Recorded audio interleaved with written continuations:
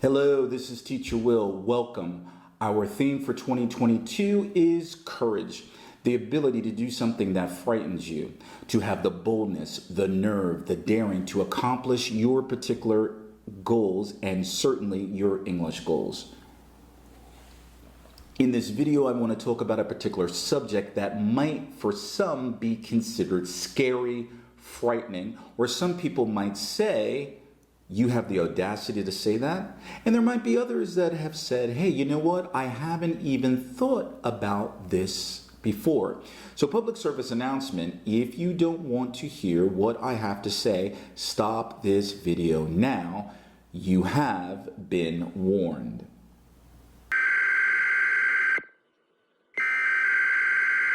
With that being said, I want to talk about a particular word. Definition of this word is the process of teaching a person or group a set of ideas, beliefs uncritically.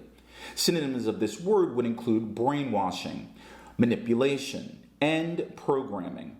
What is the word I am referring to?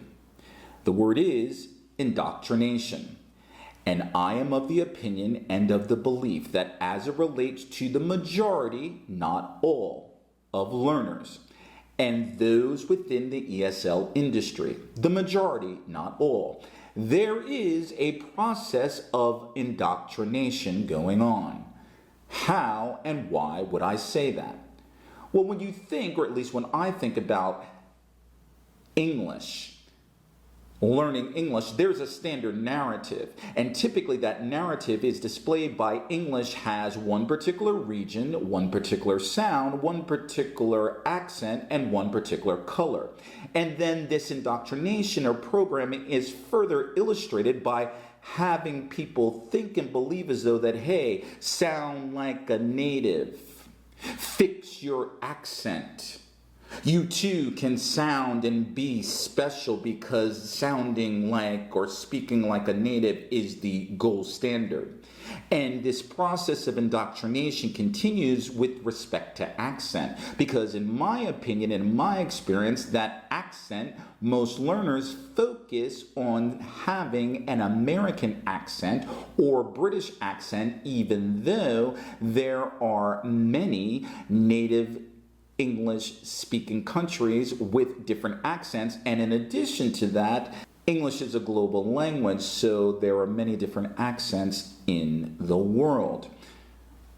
Books, materials are produced in the majority of native English-speaking countries, and material from outside of those respective countries typically has been considered non-standard, or dialectical, or exotic.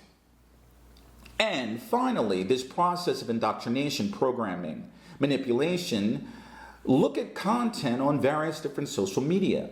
Certainly content providers have a right to do what he or she wants to do, yet what are the major themes that have been produced within social media and various content within the last, say, 10 to 20 years?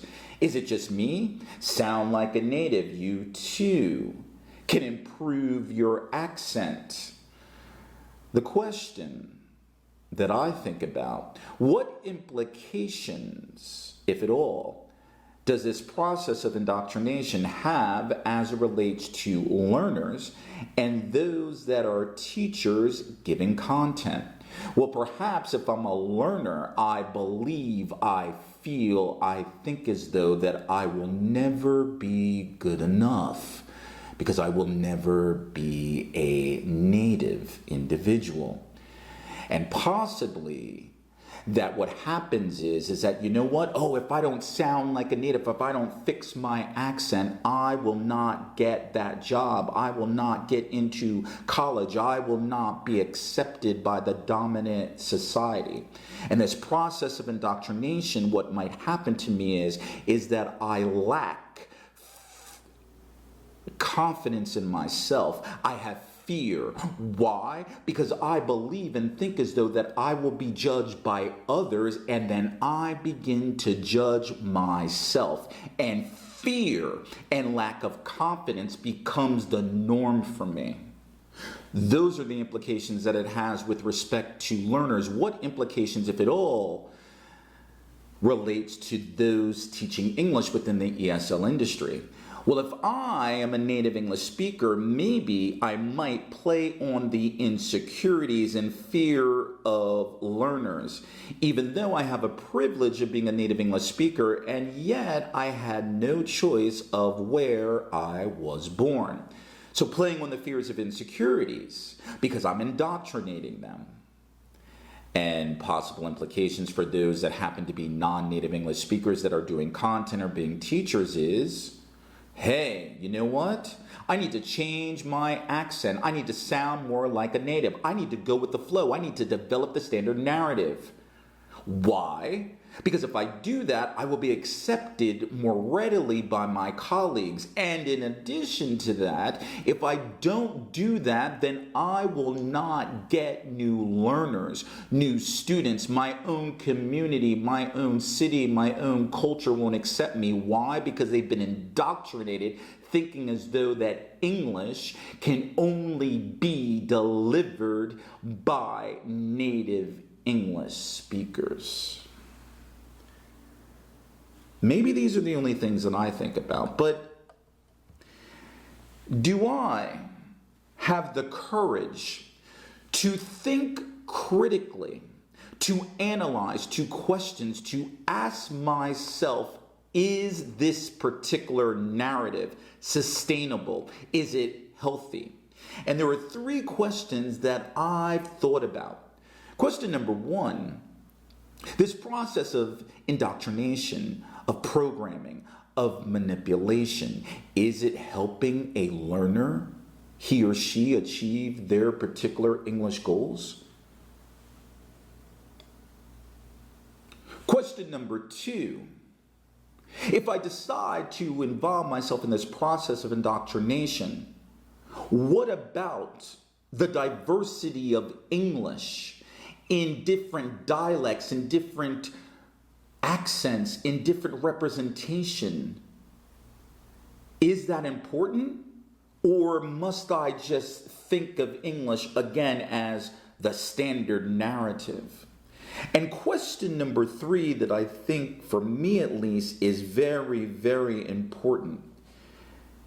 If I'm being indoctrinated or programming, does that allow me to own my English, define what English means to me?